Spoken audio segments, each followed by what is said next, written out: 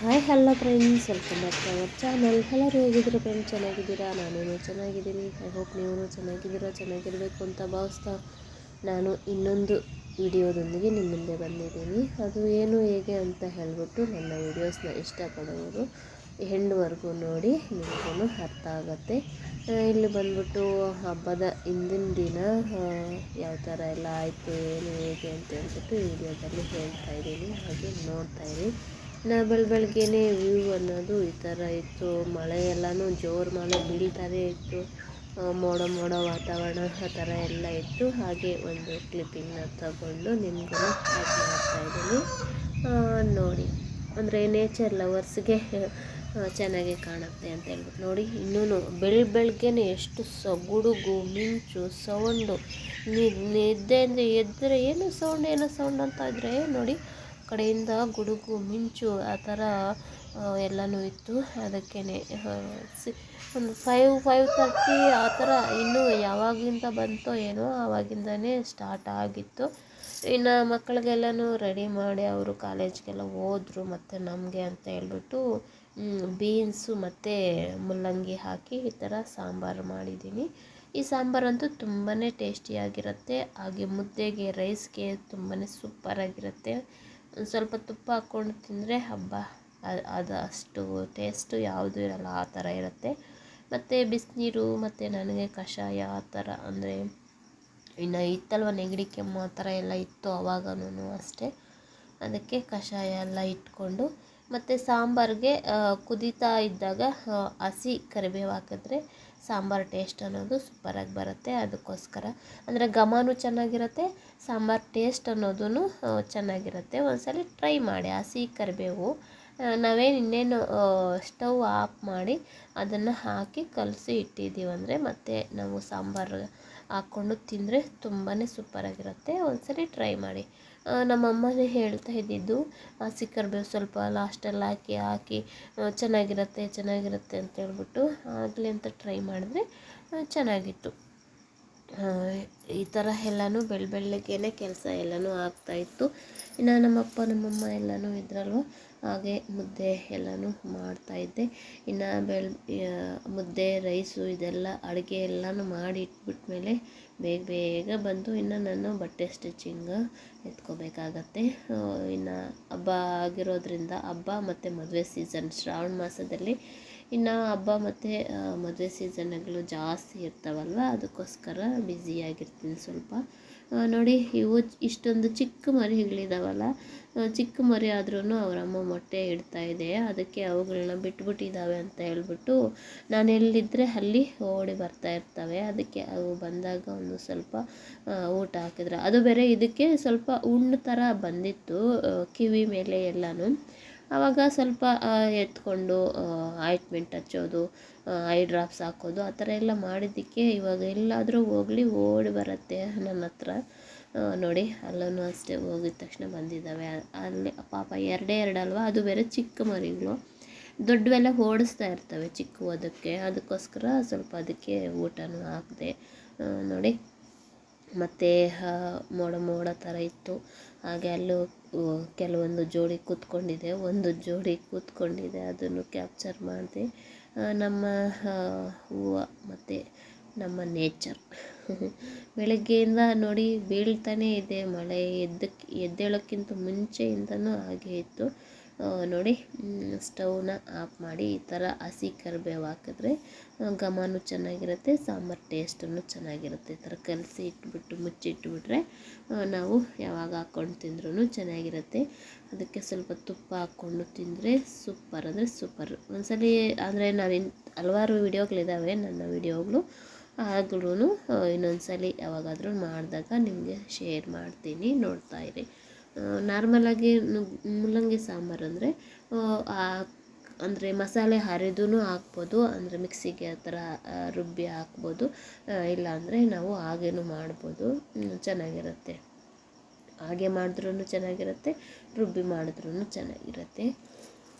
ಅದಕ್ಕೆ ತೊಗರಿಬೇಳೆ ನಾವು ಎಷ್ಟು ಮೆಜರ್ಮೆಂಟಲ್ಲಿ ಸಾಂಬಾರು ಮಾಡ್ತೀವಿ ಅಂತ ಹೇಳ್ಬಿಟ್ಟು ತೊಗರಿಬೇಳೆ ತಗೊಂಡು ತರಕಾರಿ ಸಾಂಬಾರು ಪೌಡರ್ನ ಹಾಕಿ ಒಂದು 3-4 ಟೊಮೊಟೊನ ಹಾಕಿ ಈರುಳ್ಳಿ ಬೆಳ್ಳುಳ್ಳಿನ ಹಾಕಿ ಅದನ್ನು ಒಂದು 2 ವಿಸಿಲ್ಸ್ನ ಬರ್ಸ್ಕೊಂಡ್ರೆ ಮತ್ತು ನಾವು 2 ವಿಸಿಲ್ಸ್ ಬರ್ಸ್ಕೊಂಡಿದ್ದಾದಮೇಲೆ ಬೆಳ್ಳುಳ್ಳಿ ಎಲ್ಲ ಇರುತ್ತಲ್ವ ಅದನ್ನು ಸ್ವಲ್ಪ ಸ್ಮ್ಯಾಶ್ ಮಾಡಿಕೊಂಡು ಮತ್ತು ಹುಣಸೆ ಹಣ್ಣಿನ ರಸ ತೆಗೆದು ಮತ್ತು ಹಾಗೆ ಒಗ್ಗರಣೆ ಕೊಟ್ಕೊಂಡು ಅದಕ್ಕೆ ಉಪ್ಪು ಖಾರ ಮತ್ತು ಹುಳಿ ಎಲ್ಲ ಹಾಕಿರ್ತೀವಲ್ಲ ಹಾಗೆ ತರಕಾರಿ ಸಾಂಬಾರು ಪೌಡರನ್ನು ಹಾಕಿದ್ರೆ ನಮಗೆ ಮತ್ತು ಸ್ವಲ್ಪ ಹೊತ್ತು ಚೆನ್ನಾಗಿ ಕುದಿಸ್ಕೋಬೇಕಾಗತ್ತೆ. ನಮಗೆ ಸಾಂಬಾರು ಅನ್ನೋದು ರೆಡಿ ಆಗುತ್ತೆ.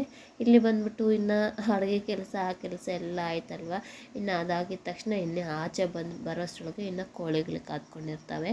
ಅವುಗಳಿಗೂ ಅಷ್ಟೇ ಊಟ ಆಗಿಬಿಟ್ಟು ಹೊರಟೋದ್ರೆ ನಾನು ಆರಾಮಾಗಿ ಬಟ್ಟೆ ಸ್ಟಿಚ್ ಮಾಡ್ಕೋಬೋದು ಅಂತ ಹೇಳಿಬಿಟ್ಟು ಇಲ್ಲೇ ಅದಕ್ಕೆ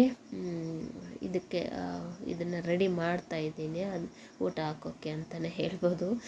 ಅದು ಸ್ವಲ್ಪ ಅದೇನೋ ನಮ್ಮವರು ಹಿಟ್ಟು ಥರ ಇತ್ತು, ಅದನ್ನು ತೊಗೊಂಬಂದಿದ್ರು. ನಾನು ಅದನ್ನು ನೋಡಿದ್ರೆ ತಿನ್ನೋದಿಲ್ಲ ಬಿಡು ಇವುಗಳನ್ನ ತೊಗೊಂಬಂದಿದ್ದಾರೆ ಅಂತ ಅಂದ್ಕೊಂಡೆ. ಆದರೆ ಅದು ಚೆನ್ನಾಗಿ ತಿಂತಾಯಿತ್ತು. ಅದೂ ಹೆಲ್ದಿ ಫುಡ್ಡು, ತುಂಬಾ ಚೆನ್ನಾಗಿರುತ್ತೆ, ಹೆಲ್ದಿಯಾಗಿರುತ್ತೆ. ಸರಿ ಅಂತೇಳ್ಬಿಟ್ಟು ನೋಡಿ ಹಿಟ್ಟಿಟ್ಟು ಹಾಗೆ ಹಾಕಿದ್ರೆ ಕಲಸೇ ಇಲ್ಲ, ಹಾಗೆ ಬಂದು ತಿಂತಾಯಿದ್ದಾವೆ. ಇದನ್ನು ಕಲಸಿ ಉಂಡೆ ಥರ ಅಲ್ಲೆಲ್ಲ ಹಾಕಿದ್ರೆ ಅವೇನೇ ತಿಂತವೆ. ಇದಂತೂ ತುಂಬಾ ಪೌಷ್ಟಿಕವಾದ ಆಹಾರ ಅಂತಲೇ ಹೇಳ್ಬೋದು. ಅದು ಎಲ್ಲಿ ಕೊಡ್ತಾರೆ ಅಂತ ಹೆಸರು ಹೇಳ್ಬಾರ್ದು ಗೊತ್ತಿಲ್ಲ. ಅವರು ವೇಸ್ಟ್ ಆಗಿದೆ, ಹುಳ ಬೀಳ್ತಾ ಇದೆ ಅಂತ ಹೇಳಿಬಿಟ್ಟು ಬಿಸಾಕೋಕ್ಕೆ ಏನೋ ಹೋದರೆ ಇವರು ನಮಗೆ ಕೋಳಿ ಇದ್ದಾವೆ ಕೊಡಿ ನಾವು ಹಾಕ್ತೀವಿ ಅಂತೇಳಿ ತೊಗೊಂಬಂದಿರೋವಂಥದ್ದು. ಸರಿ ಅಂತ ಹೇಳ್ಬಿಟ್ಟು ಅದನ್ನು ಹಾಕ್ತಾಯಿದ್ದೀನಿ. ತುಂಬಾ ಇಷ್ಟಪಟ್ಟು ತಿಂತವೆ ಅಂತಲೇ ಹೇಳ್ಬೋದು, ಚೆನ್ನಾಗಿರುತ್ತೆ ಅಂತ ಹೇಳ್ಬಿಟ್ಟು. ಅಂದರೆ ನಾನು ಚಿಕ್ಕವಳಿದ್ದಾಗ ತುಂಬಾ ಜಾಸ್ತಿ ತಿಂದಿದ್ದೀನಿ ಅದನ್ನು, ಅದಕ್ಕೋಸ್ಕರ ಹೇಳ್ತಾಯಿದ್ದೀನಿ. ಅದಕ್ಕೆ ನೋಡಿ ಈ ಥರ ಕಲಿಸ್ಬಿಟ್ಟು ಎಲ್ಲ ಅಲ್ಲಲ್ಲಿ ಸ್ವಲ್ಪ ಹಾಕಿದ್ರೆ ಎಲ್ಲ ಕೋಳಿಗಳು ತಿಂತಾವೆ ಅಂತ ಹೇಳ್ಬಿಟ್ಟು. ನೋಡಿ ಫ್ರೆಂಡ್ಸ್, ಇನ್ನು ಅದೇ ಒಂದು ಕೋಳಿಗೆ ಇಷ್ಟು ಕೋಳಿ ಆಗಿದೆ. ಮತ್ತು ಆ ಕೋಳಿನ ಮಾರಿ ಸ್ವಲ್ಪ ಅದಕ್ಕೆ ಗುರ್ತಿಗೂ ತೊಗೊಂಡೆ ಅಲ್ವ. ಈ ಕೋಳಿಗಳನ್ನೆಲ್ಲನೂ ನೋಡ್ತಾಯಿದ್ರೆ ಎಲ್ಲನೂ ಮೊಟ್ಟೆ ಇಡ್ತಾಯಿದೆ, ಮರಿ ಮಾಡ್ತಾಯಿದೆ. ನನಗೆ ದೊಡ್ಡ ಕೋಳಿ ಇವಾಗ ಮರಿ ಮಾಡಿರೋ ಕೋಳಿಗಳನ್ನ ಮಾರೋಕ್ಕೆ ಇಷ್ಟ ಆಗೋದಿಲ್ಲ, ಮತ್ತೆ ಮೊಟ್ಟೆ ಇಡ್ತವೆ. ಆ ಥರ ಎಲ್ಲ ಇರ್ತಾವಲ್ಲ, ಅಂದರೆ ಜಾಗ ಕಡಿಮೆ ಇದೆ, ಅಂದರೆ ಒಳಗಡೆ ಇರೋದಿಲ್ಲ, ಆಚೆ ಎಲ್ಲ ಓಡಾಡ್ಕೊಂಬರ್ತಾರೆ. ಯಾರಾದರೂ ಬೈಕೊತಾರೆ ನಮ್ಮ ಮನೆ ಹತ್ರ ಬಂತು, ನಿಮ್ಮ ಮನೆ ಹತ್ರ ಬಂತು ಅಂತ. ಅದಕ್ಕೋಸ್ಕರ ನನಗೆ ಆ ಕೋಳಿಗಳನ್ನೆಲ್ಲ ನೋಡ್ತಾಯಿದ್ರೆ ಒಂದೊಂದ್ಸಲ ಅನಿಸುತ್ತೆ. ನಮ್ಮ ಇಟ್ಟಿಗೆ ಫ್ಯಾಕ್ಟ್ರಿ ಹತ್ರ ಸ್ವಲ್ಪ ಖಾಲಿ ಜಾಗ ಇದೆ, ಅಲ್ಲಿ ಒಂಥರ ನೆಟ್ ಥರ ಹಾಕ್ಕೊಂಬಿಟ್ಟು, ಅಂದರೆ ಆಸೆ ಎಲ್ಲೂ ಹೋಗಬಾರ್ದು, ನೆಟ್ ಥರ ಹಾಕ್ಕೊಂಬಿಟ್ಟು ಅಲ್ಲಿ ಬಿಟ್ಟರೆ ಹೇಗಿರುತ್ತೆ. ಇಲ್ಲಿ ಮನೆ ಹತ್ರ ಗಲೀಜು ಇಲ್ಲದೆ ಇರೋ ಇರುತ್ತೆ, ಹಾಗೆ ಆಚೆ ಅಂದರೆ ಯಾರು ನಮ್ಮ ಮನೆ ಹತ್ರ ಬಂತು, ನಿಮ್ಮ ಮನೆ ಹತ್ರ ಬಂತು ಅಂತ ಅನ್ನೋ ಅವಶ್ಯಕತೆ ಇಲ್ದಿರ ಆರಾಮಾಗಿ ಇರ್ತಾವೆ ಅಂತ. ಆದರೆ ನಾನು ಸ್ವಲ್ಪ ಅಲ್ಲಿಗೂ ಇಲ್ಲಿಗೂ ಓಡಾಡಬೇಕಾಗತ್ತೆ, ನನಗೆ ಕೆಲಸ ಜಾಸ್ತಿ ಆಗುತ್ತೆ. ಇಲ್ಲಾದರೆ ಈ ಮನೆ ಹತ್ರನೇ ಇರ್ತೀನಿ, ಇಲ್ಲೇ ಕೋಳಿಗಳನ್ನ ನೋಡಿಕೊಂಡು ಈ ಥರ ಇರ್ತೀನಿ. ಅಲ್ಲಾದರೆ ಅದೇ ಕೆಲಸಕ್ಕೆ ಹೋಗಿ ಇರಬೇಕಾಗತ್ತೆ ಅಂತ ಹೇಳಿ ಆ ಥರ ಅನಿಸುತ್ತೆ ಒಂದೊಂದ್ಸಲಿ. ಹಾಗೆ ಅದ್ರ ಜೊತೆಗೆ ನಾವು ಮನೆಗೆ ಮಾತ್ರ ಆಗೋ ಥರ ಒಂದು ಚಿಕ್ಕ ನಾಟಿ ಹಸು ಆ ಥರ ಇಟ್ಕೊಂಡು ಮನೆಗೆ ಮಾತ್ರ ಆಗೋ ಥರ ಹಾಲಿಗೂ ಏನಾದರೂ ಏರ್ಪಾಟ್ ಮಾಡ್ಕೊಂಡ್ರೆ ಚೆನ್ನಾಗಿರುತ್ತೆ ಅಂತ. ನನ್ನ ಮಗನಿಗೆ ಹೇಳಿದರೆ ಮಮ್ಮಿ ಬೇಡ ಮಮ್ಮಿ, ಮತ್ತು ಎಲ್ಲಿಗಾದರೂ ಊರಿಗೆ ಏನಕ್ಕಾದರೂ ಅಲ್ಲಿಗೆ ಇಲ್ಲಿಗೆ ಹೋಗಬೇಕು ಅಂದರೆ ಆಗೋದಿಲ್ಲ ಅಂತ ಹೇಳ್ತಾರೆ. ಯಾಕಂದರೆ ಮನೆ ಎಲ್ಲನೂ ಒಂದು 4-5 ಮರಿ ಕೋಳಿಗಳಿದ್ವು. ನಾವು ಅವಾಗ ಶಿರ್ಡಿಗೆ ಹೋಗೋ ಟೈಮಲ್ಲಿ ಎಷ್ಟು ಒದ್ದಾಡಿದ್ವು, ಅಯ್ಯೋ ಅವು ಏನಾಯಿತೋ ಏನೋ, ಏನು ಮಾಡ್ಕೊಂಡ್ರೋ, ಊಟ ಹೆಂಗೆ, ಅದು ಇದು ಅಂತ ಹೇಳಿಬಿಟ್ಟು. ಅಂದರೆ ನಮ್ಮವರು ಇರ್ತಾರೆ, ನೋಡ್ಕೊತಾರೆ, ನಾವಿಲ್ಲದೆ ಇದ್ದರೆ ಅವರೇ ನೋಡ್ಕೊತಾರೆ, ನಾವಿದ್ದರೆ ಅಂತೂ ಟಚ್ ಕೂಡ ಮಾಡೋದಿಲ್ಲ. ಆದರೆ ಕೆಲ್ಸಕ್ಕೆ ಹೋಗ್ಬಿಡ್ತಾರಲ್ಲ ಮಧ್ಯಾಹ್ನ ಟೈಮು ಅಂತ, ಆವಾಗ ಹೇಗೆ ಅಂತ ಹೇಳಿಬಿಟ್ಟು ಅದು ಒಂದು ಯೋಚನೆ. ನೋಡೋಣ ಮುಂದಕ್ಕೆ ಏನಾಗುತ್ತೆ ಏನು ಹೇಗೆ ಅಂತ ಹೇಳ್ಬಿಟ್ಟು ಆ ಥರ ನನಗೆ ಯೋಚನೆ ಬಂತು. ನೋಡೋಣ ಅದು ಏನಾಗುತ್ತೆ ಅಂತ ಹೇಳ್ಬಿಟ್ಟು. ಹಾಗೆ ನಿಮಗೂ ತೋರಿಸ್ತೀನಿ, ನೀವು ನೋಡ್ತಾ ಇರ್ತೀರಲ್ಲ. ಮತ್ತು ಬ್ಲೌಸನ್ನ ಈ ಥರ ಸ್ಟಿಚ್ ಮಾಡಿದೆ. ಅವ್ರು ಯಾರು ಈ ಚಿತ್ರವಾದ ಡಿಸೈನು ಸ್ಲೀವ್ಸ್ಗೆ ಹೇಳಿದರು ಸರಿ ಅಂತ ಹೇಳ್ಬಿಟ್ಟು ಅದನ್ನು ಅಡ್ಜಸ್ಟ್ ಮಾಡಿ ಆ ಥರ ಸ್ಟಿಚ್ ಮಾಡಿದ್ದೀನಿ.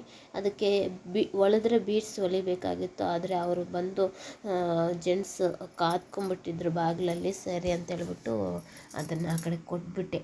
ನನ್ನ ಮಗನೂ ಇದ್ದ ನೋಡಿ ಹಿಂದ್ಗಡೆ.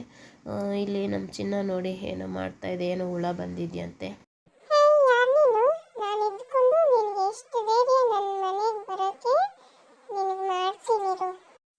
ನೋಡು ಚಿನ್ನ, ಹುಳ ಬಂದ್ಬಿಟ್ಟಿದೆ, ಅದನ್ನ ಓಡಿಸ್ಬಿಡು. ಅದಕ್ಕೆ ಇಲ್ಲೇ ಕಾತ್ಕೊಂಡಿದ್ದೀನಿ, ಅದು ಎಲ್ಲೋಗತ್ತೆ ನೋಡೋಣ ಅಂತ ಹೇಳ್ಬಿಟ್ಟು ಅದನ್ನ ಮನೆಯಿಂದ ಆಚೆ ಓಡಿಸೋವರೆಗೂ ನಾನು ಇಲ್ಲಿಂದ ಪಕ್ಕಕ್ಕೆ ಹೋಗೋದೇ ಇಲ್ಲ. ಅದಕ್ಕೆ ಎಷ್ಟು ಧೈರ್ಯ ಇರಬೇಕು ನಮ್ಮ ಮನೆಗೆ ಬರೋದಕ್ಕೆ.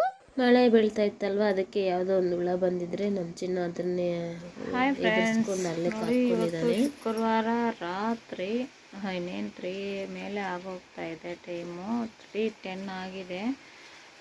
ಇವಾಗ ನೋಡಿ 3 ಬ್ಲೌಸ್ನ ಪ್ಲೈನ್ ಬ್ಲೌಸ್ನೇ ಸ್ಟಿಚ್ ಮಾಡಿದ್ದೀನಿ. ಈ 3 ಬ್ಲೌಸು ಮತ್ತು ಒಂದು ಟಾಪನ್ನು ಡ್ರೆಸ್ಸಿಗೆ ಹೊಲಿಗೆ ಹಾಕಿದ್ದಿದ್ದು. ಇನ್ನು ಸ್ವಲ್ಪ ಹೊಲಿಗೆ ಆಗಬೇಕಾಗಿತ್ತು, ಅದೇನೋ ದಾರ ಸಿಕ್ಕಾಕ್ಕೊತ ಇತ್ತು. ಸರಿ ಅಂತ ಹೇಳ್ಬಿಟ್ಟು 3 ಬ್ಲೌಸಿಗೆ ಹುಕ್ಸ್ ಹಾಕಿ ಒಂದು ಸ್ಯಾರಿಗೆ ಫಾಲ್ಸ್ ಹಾಕಿ ಸೆರಿಗೆಲ್ಲ ಸ್ಟಿಚ್ ಮಾಡಿ ಇಟ್ಬಿಟ್ಟಿದ್ದೀನಿ. ಇನ್ನು ಹೋಗಿ ಮಲ್ಕೊಬೇಕು. ಇವತ್ತು ವರಮಹಾಲಕ್ಷ್ಮಿ ಹಬ್ಬ ಆಗಿರುತ್ತೆ. ಇನ್ನು ಬೆಳಿಗ್ಗೆ ಎಲ್ಲನೂ ಮಾಡ್ಕೊಳ್ಳೋಣ ಅಂತ ಹೇಳ್ಬಿಟ್ಟು ಹಾಗೆ ಎಲ್ಲಿಂದಲ್ಲಿ ಇಟ್ಟಿದ್ದೀವಿ. ಇನ್ನು ಬೆಳಿಗ್ಗೆ ಹೋಗಿ ಎಲ್ಲನೂ ಮಾಡ್ಕೋಬೇಕಾಗತ್ತೆ ಎದ್ದು. ಇವಾಗ ಇಷ್ಟೊಂದು ಟೈಮ್ ಆಗಿದೆ. ಇನ್ನು ಮಕ್ಕಳು ಕಾಲೇಜ್ ಅಲ್ವಾ, ಅವ್ರಿಗೂ ಎದ್ದು ಬಾಕ್ಸ್ಗೆ ಮಾಡಿ ಮತ್ತೆ ನಾನು ಮನೆಯಲ್ಲಿ ಪ್ರಿಪೇರ್ ಮಾಡ್ಕೋಬೇಕಾಗತ್ತೆ ಹಬ್ಬಕ್ಕೆ ಅಂತ ಹೇಳ್ಬಿಟ್ಟು ಸಿಂಪಲ್ಲಾಗಿಯೇ ಮಾಡೋಣ ಅಂತ ಅಂದ್ಕೊಂಡಿದ್ದೀನಿ. ಸಿಂಪಲ್ಲಾಗಿಯೇ ಮಾಡೋಣ ಅಂತ ಹೇಳಿ ಅಂದ್ಕೊಂಡಿದ್ದೀನಿ. ನೋಡೋಣ ಯಾವ ಥರ ಎಲ್ಲ ಆಗುತ್ತೆ, ಏನು ಹೇಗೆ ಅಂತ ಹೇಳ್ಬಿಟ್ಟು ಹಾಗೆ ನಿಮಗೂ ತೋರಿಸ್ತೀನಿ. ಹಾಗೆ ನೋಡ್ತಾ ಇರಿ. ಈಗ ಸದ್ಯಕ್ಕೆ ಯಾವಾಗ್ಲೂ ಇಷ್ಟೊತ್ತಾದ್ರೂ ಏನಾದರೂ ಅಡುಗೆಗಳು ಮಾಡಿಕೊಂಡು ಇರ್ತಾಯಿದ್ವಿ. ಇವಾಗ ನೋಡಿದ್ರೆ ಬಟ್ಟೆಗಳು ಸ್ಟಿಚ್ ಮಾಡ್ಕೊಂಡಿದ್ದೀನಿ. ಏನು ಮಾಡೋದು, ಆ ಥರ ಆಗೋಗ್ತಾಯಿದೆ. ನಾವು ಪರಿಸ್ಥಿತಿಗೆ ಅನುಗುಣವಾಗಿ, ಸಿಚುವೇಶನ್ಗೆ ಅನುಗುಣವಾಗಿ ಹೋಗಲೇಬೇಕಾಗತ್ತೆ ಅಲ್ವಾ. ಬೆಳಗ್ಗೆ ನೋಡ್ಕೊಳ್ಳೋಣ, ಎಲ್ಲನೂ ಪೂಜಿಸಿಬಿಟ್ಟು ಏನೋ ಸ್ವಲ್ಪ ಸುಮ್ಮನೆ ಅಷ್ಟು ಸ್ವಲ್ಪ ಎಷ್ಟೊತ್ತು ಮಾಡಬೇಕು ಅಲ್ವಾ, ಆ ಥರ ಮಾಡೋಣ ಅಂತೇಳಿ ಅಂದ್ಕೊಂಡಿದ್ದೀನಿ. ಬನ್ನಿ ಇವಾಗ ಹೋಗಿ ಮಲ್ಕೊಂಬಿಡೋಣ. ನಿದ್ದೆ ಎಳೀತಾ ಇದೆ. ನೈಟು 12 ಆ ಥರ ಆಗೋಯ್ತು. ನೈಟಿನೂ ಇರಬೇಕು ಅಂತ ಅನ್ನಿಸ್ತು, ಅಂದರೆ ಯಾಕೋ ಇರೋಕ್ಕಾಗಲಿಲ್ಲ. ಇವ್ರು ಯಾರೋ ಕೆಲವೊಬ್ಬರು ಇನ್ನೂ ನಾಳೆ ಅಂದರೆ ಶನಿವಾರ ಭಾನುವಾರ ಕೊಡೋವು ಜಾಸ್ತಿ ಇದ್ದಾವೆ. ಯಾವಾಗ ಮಾಡೋದು, ನಾನು ಪೂಜೆ ಹಬ್ಬ ಮಾಡೋದಾ ಮತ್ತು ಬಟ್ಟೆ ಸ್ಟಿಚ್ ಮಾಡೋದಾ ಏನು ಮಾಡೋದೋ ಗೊತ್ತಾಗ್ತಾಯಿಲ್ಲ. ಸರಿ, ಅದು ಇದು ಮ್ಯಾನೇಜ್ ಮಾಡೋಣ ಎಷ್ಟಾಗುತ್ತೆ ಏನು ಅಂತ. ಇವಾಗ ಸ್ವಲ್ಪ ಮಲ್ಕೊಂಬಿಟ್ರೆ ನಾಳೆನೂ ಇದ್ದು ಸ್ಟಿಚ್ ಮಾಡೋಕ್ಕಾಗತ್ತೆ. ನೋಡೋಣ ಯಾವ ಥರ ಎಲ್ಲ ಆಗುತ್ತೆ, ಏನು ಹೇಗೆ ಅಂತ ಹೇಳ್ಬಿಟ್ಟು ನಿಮಗೂ ತೋರಿಸ್ತೀನಿ. ಬನ್ನಿ ಇನ್ನು ಹೋಗಿ ಮಲ್ಕೊಂಬಿಡೋಣ. ನಿದ್ದೆ ತುಂಬಾ ಎಳೀತಾ ಇದೆ. ಅದೇ ಅವರು ಕೇಳಿಬಿಟ್ಟು ಹೋದ್ರು ಫ್ರೆಂಡ್ಸ್, ಮೊನ್ನೆ ಅಂದರೆ ಒಂದು ಸ್ವಲ್ಪ ದಿನವೇ ಆಗಿದೆ. ಅಂದರೆ ಒಂದೊಂದು ಅವರು ಹೊಲಿಸ್ಕೊಂಡು ಹೋಗ್ತಾಯಿದ್ರೆ, ಇನ್ನು 3 ಇದ್ದೋಗಿದ್ವು. ತುಂಬ ದಿನ ಆಯಿತು, ಬೇಕಾಗಿತ್ತು ಅಂತ ಹೇಳ್ಕೊಂಡು ಹೋದ್ರು ಆವಾಗಲೇ. ಸರಿ ಬಿಡು ಅಂತ ಹೇಳ್ಬಿಟ್ಟು ಮತ್ತೆ ಅಡುಗೆ ಕೆಲಸ ಎಲ್ಲ ಆಗಿದ್ದು ತಿಂದಿದ್ದು ಎಲ್ಲ ಆಗಿದ್ಮೇಲೆ ಬಂದು ಕಟ್ ಮಾಡಿ ಇವಾಗ ಸ್ಟಿಚ್ ಮಾಡಿ ಮುಗಿಸ್ಬಿಟ್ಟೆ. ಮತ್ತೆ ಬಂದರೆ ಕೊಟ್ಬಿಡೋದೆ. ನನಗೆ ಇವರು ಆ ಥರ ಈ ಥರ ಅಂತ ಅಂದರೆ ಒಂಥರ ಬೇಜಾರಾಗುತ್ತೆ ಫ್ರೆಂಡ್ಸ್. ಅದಕ್ಕೋಸ್ಕರನೇ ಅವರು ಹೇಳಿದ ಟೈಮ್ಗೆ ಆ ಕಡೆ ಕೊಟ್ಬಿಟ್ರೆ ಅವ್ರು ಮಾತಾಡೋ ಅವಶ್ಯಕತೆನೇ ಇರೋದಿಲ್ವಲ್ಲ, ಆ ಥರ ಏನೂ ಇಲ್ಲ, ಏನು ಅನ್ನೋಕ್ಕೆ ಬರೋದಿಲ್ಲ. ಯಾರೇ ಆಗಲಿ ಸ್ವಲ್ಪ ಇದು ಮಾಡ್ತಾರೆ, ಪರವಾಗಿಲ್ಲ. ಅಂದರೆ ಎಷ್ಟು ದಿನ ಆಯ್ತಮ್ಮ ಕೊಟ್ಟು ಇನ್ನೂ ಹೊಲಿಲಿಲ್ಲ ಹಂಗೆ ಅಂದರೆ ಅದೇ ನನಗೆ ಆಗಲ್ಲ ಆ ಥರ ಅಂದ್ರೂ. ಅದಕ್ಕೋಸ್ಕರನೇ ಸರಿ ಅಂತೇಳ್ಬಿಟ್ಟು 3 ಇದ್ದಿದ್ದು 3 ಸ್ಟಿಚ್ ಮಾಡಿಬಿಟ್ಟಿದ್ದೀನಿ ನೋಡಿ. ಟ್ರೈಪೋಡು ಇಲ್ಲ, ಅದಕ್ಕೆ ನೋಡಿ ಇದೊಂದು ಬ್ಲೂ ಕಲರು, ಗ್ರೀನು, ಇದು ಈ 3 ಸ್ಟಿಚ್ ಮಾಡಿ ಉಕ್ಸೂ ಹಾಕಿಟ್ಬಿಟ್ಟಿದ್ದೀನಿ. ಇನ್ನು ಹೋಗಿ ಮಲ್ಕೊಂಬಿಡೋಣ.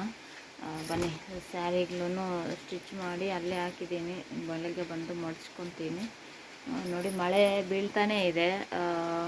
10:30ಇಂದನೂ ಏನೋ ಬೀಳ್ತಾನೇ ಇದೆ ನೋಡಿ.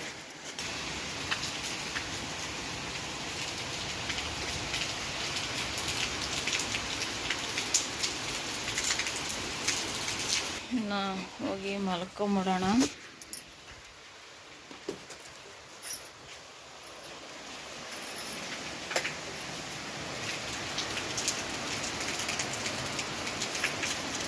ನೋಡಿ ಎಷ್ಟು ದಪ್ಪ ಇದೆ ಅಂತ ಹೇಳ್ಬಿಟ್ಟು ಹೊರಟೋಗ್ತಾರೆ.